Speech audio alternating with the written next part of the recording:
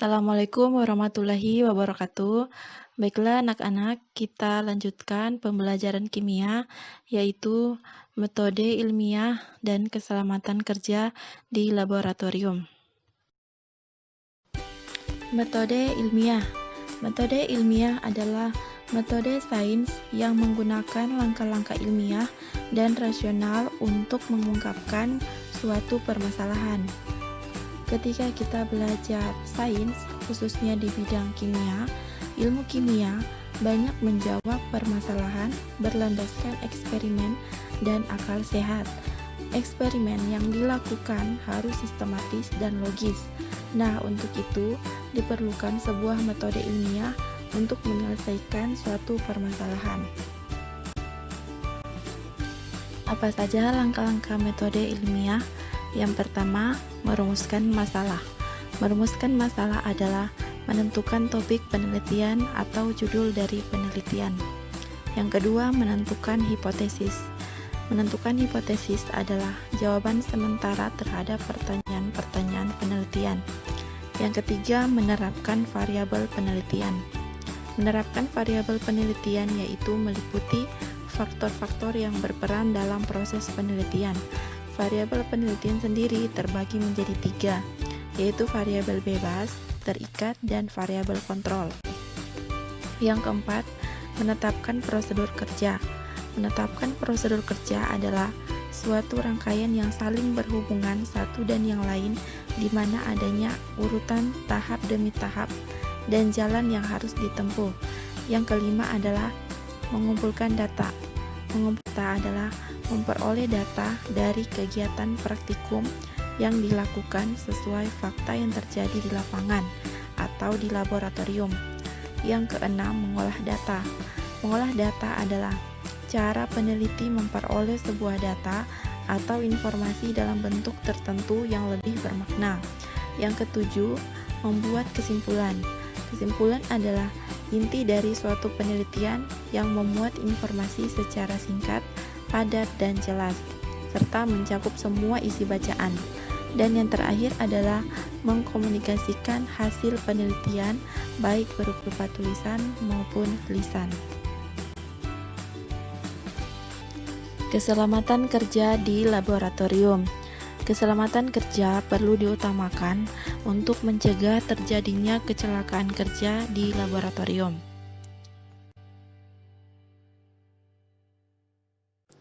Adapun tata tertib sebelum memasuki laboratorium untuk melindungi diri. Yang pertama, menggunakan jas laboratorium. Jas laboratorium berfungsi untuk melindungi tubuh kita agar tidak terkena secara langsung percikan atau cairan dari bahan-bahan kimia. Yang kedua, menggunakan masker. Masker berfungsi tentunya untuk menghalangi masuknya gas-gas atau zat-zat kimia melalui hidung dan mulut kita. Yang ketiga, menggunakan kacamata pengaman. Kacamata pengaman berfungsi untuk melindungi mata kita dari percikan api, uap logam, serbuk debu, kabut, dan zat-zat kimia lainnya. Yang keempat, menggunakan sarung tangan. Sarung tangan berfungsi untuk melindungi kulit kita dari bahan-bahan kimia saat sedang melakukan praktikum. Dan yang kelima, menggunakan sepatu tertutup.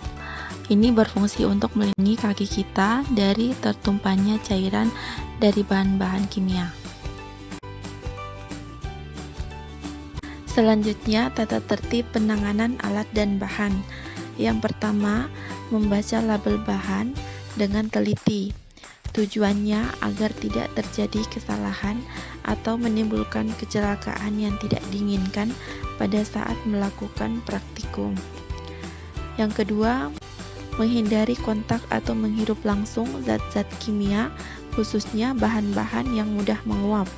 Jika kita ingin mengetahui jenis suatu zat, hendaknya dilakukan dengan cara mengibas-ngibaskan gas tersebut ke arah hidung kita, hingga diketahui jenis bahan tersebut. Ini manfaatnya untuk meminimalisirkan masuknya zat-zat berbahaya ke dalam tubuh kita. Yang ketiga, dikerjakan di lemari asam, khususnya untuk bahan-bahan organik, Hal ini bertujuan agar uap zat-zat kimia tidak menyebar ke lingkungan. Yang keempat, tidak membiarkan botol terbuka terlalu lama ketika mengambil suatu bahan. Hal ini bertujuan untuk menghindari terjadinya kontaminasi antara zat-zat yang ada di dalam botol dan yang ada di lingkungan sekitar.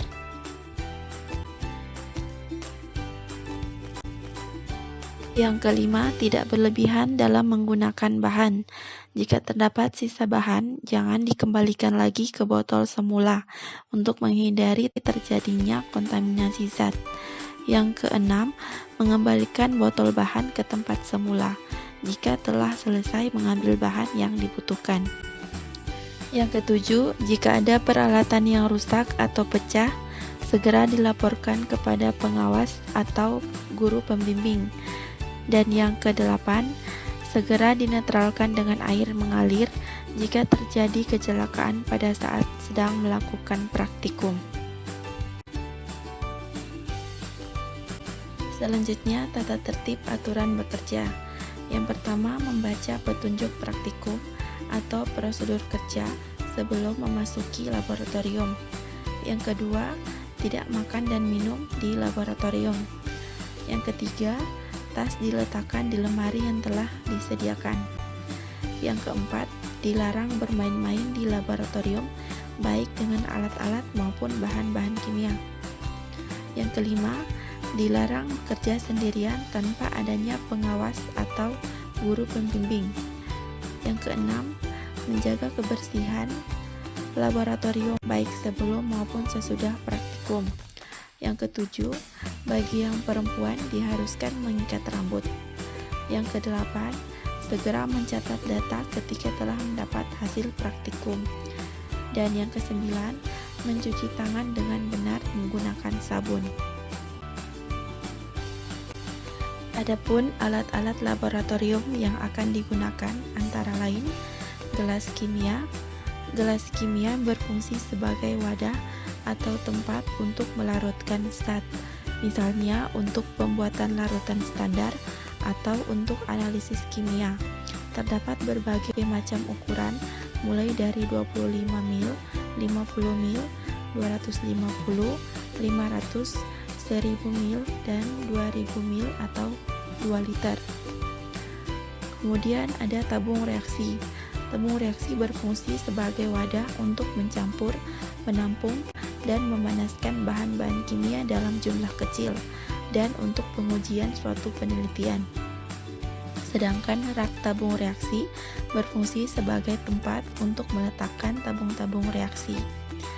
Kemudian ada silinder ukur atau biasa disebut gelas ukur. Ini berfungsi untuk mengukur volume suatu zat. Kemudian ada pipet tetes.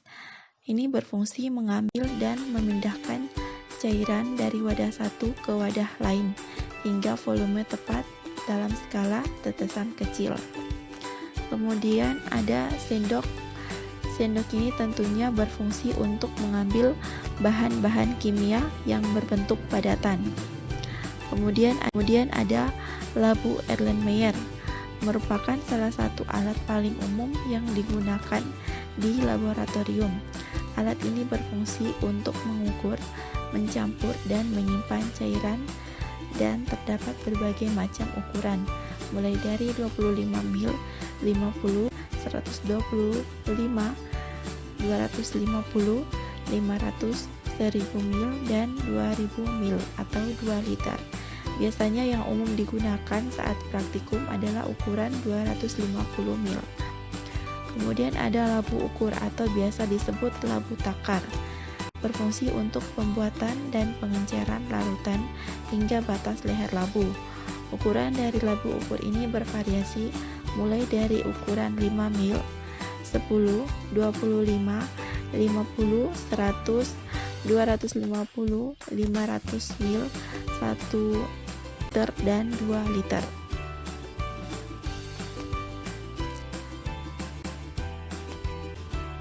Statif dan klem. Statif dan klem adalah dua alat yang digunakan di laboratorium untuk suatu penelitian.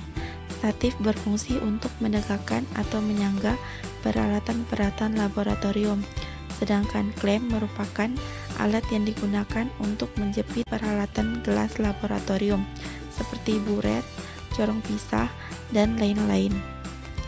Kemudian ada buret. Buret adalah peralatan gelas laboratorium berbentuk silinder, memiliki garis ukur dan penutup keran pada bagian bawahnya. Alat ini berfungsi untuk meneteskan sejumlah cairan kimia. Kemudian ada timbangan digital. Ini merupakan alat yang digunakan untuk mengukur massa pada suatu zat. Kemudian ada batang pengaduk, berfungsi untuk mencampur bahan kimia. Kemudian ada corong, berfungsi sebagai alat bantu untuk memindahkan larutan dari satu wadah ke wadah lain. Kemudian ada kaki tiga, berfungsi sebagai penyangga pembakar.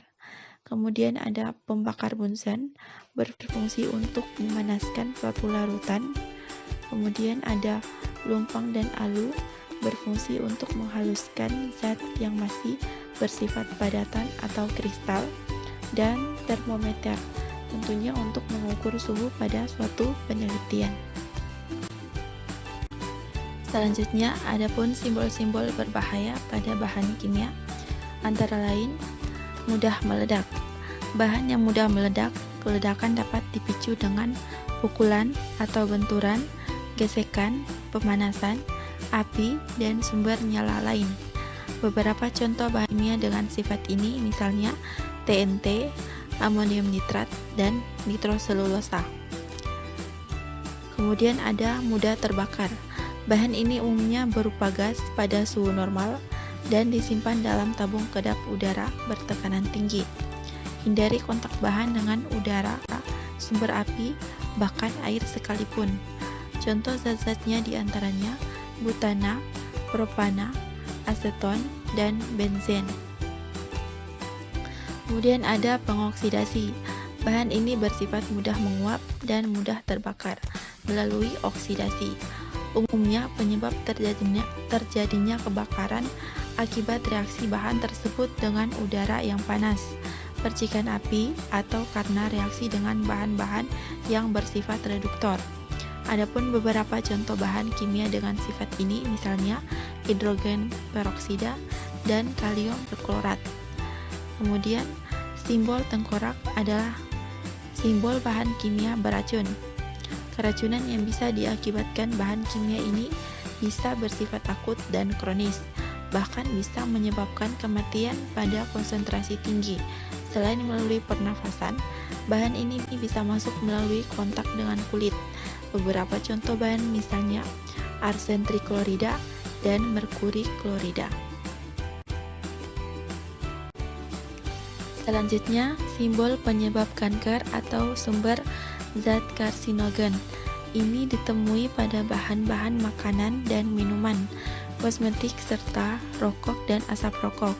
Contoh pada bahan makanan dan minuman seperti sakarin, aspartam, nitrat, boraks, dan formalin. Pada kosmetik seperti formaldehida, paraben, merkuri, dan phthalat. Sedangkan pada rokok dan asap rokok seperti nikotin, karbon monoksida, amonia, arsenik, benzen, timah, hingga hidrogen sianida. Zat-zat tersebut yang akan bereaksi dalam proses pembentukan sel-sel kanker. Selanjutnya, korosif. Simbol bahan kimia ini dapat merusak jaringan hidup. Jangan menghirup uap atau membuatnya kontak langsung dengan kulit kita. Apabila mengenai kulit akan timbul nyeri, muncul luka bakar, sampai berujung cacat fisik. Selain itu berbahaya juga bagi lingkungan. Kemudian bahan gas bertekanan.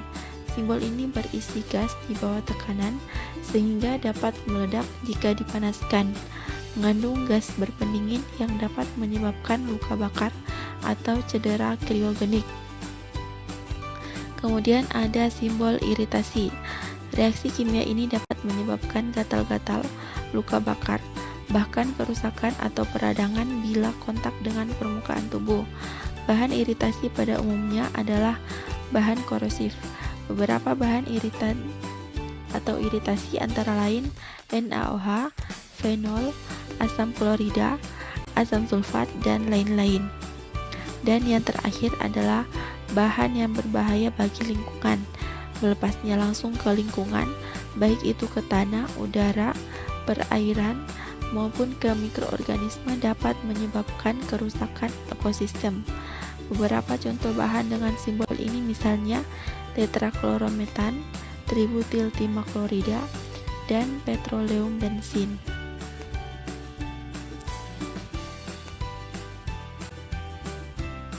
Sekian pembahasan dari Ibu, dan Ibu akhiri. Wassalamualaikum warahmatullahi wabarakatuh.